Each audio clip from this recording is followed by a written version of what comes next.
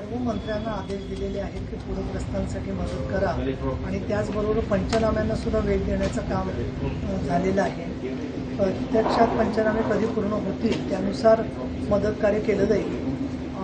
अंबाबाईच्या कृपेने कोल्हापुरामध्ये यायला पूरपरिस्थिती नाही आहे, परंतु पावसाचं वाढतं प्रमाण आणि अनेक ठिकाणी उशिरा झालेला सातत्याने पाऊस याचा परिणाम म्हणून पिकं खरडून गेलेली आहेत, फार मोठं नुकसान झालेलं आहे। अशा परिस्थितीमध्ये सरकार सर्वार्थाने राज्य सरकार आणि केंद्र सरकार प्रयत्न करत असताना त्याच्यामध्ये राजकारण आणून कुठेतरी त्यामध्ये अजून गैरसमज वाढवणं हे काम विरोधी पक्षांनी करू नये असं माझं त्यांना आव्हान आहे। आणि अंबाबाईला मी हेच साकडं घातलेलं आहे की आपत्ती पुनर्वसन आणि त्याचबरोबर हवामान बदल याच्यामुळे आणि एकूणच संपूर्ण जगभर येणारा पूर आणि आपत्ती याच्यामधून तंत्रज्ञानाच्या माध्यमातून तो सोडवणं आणि अधिकाधिक शेतकऱ्याची सुरक्षितता कशी राहील हे बघण्याच्यासाठी म्हणून आपल्याला काही कार्यपद्धती करता आली, तर त्या दृष्टीने आपल्याला तिने आशीर्वाद द्यावा हे म्हणणं आहे।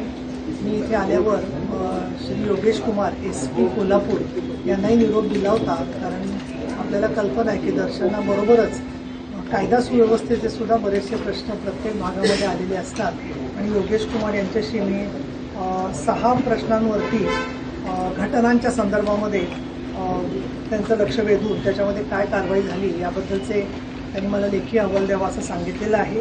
ते साहित्य मी तुम्हाला लेखी देते, पण मुख्यतः सध्या तसे रिपीट करण्यापेक्षा काही शालिनी पॅलेस परिसरातील व्यक्तींवरचा हल्ला, खाजगी आराम बसवर करवीर पोलीस स्टेशनच्या इथला हल्ला, करवीर पोलीस स्टेशनचे संदर्भातले काही हल्ले, आणखी झालेले खून, तसंच राजारामपुरी पोलीस स्टेशनच्या अंतर्गत झालेला खुनी हल्ला आणि गोकुळ शिरगाव पोलीस स्टेशन अंतर्गत रुद्राईवाडी बेकरीत झालेला हल्ला या मुद्द्यांच्या बरोबर भरोसा सेल कोल्हापूर पोलिसांचा हा फक्त कोल्हापूर शहरामध्ये आहे आणि एकूण वाढला आहे।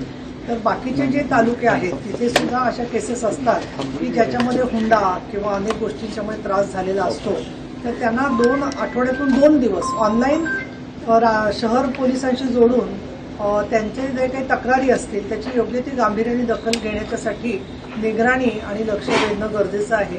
याकडे मी त्यांना निर्देश दिलेले आहेत, ते त्यांनी ताबडतोब स्वीकारलेले आहेत। दुसरं म्हणजे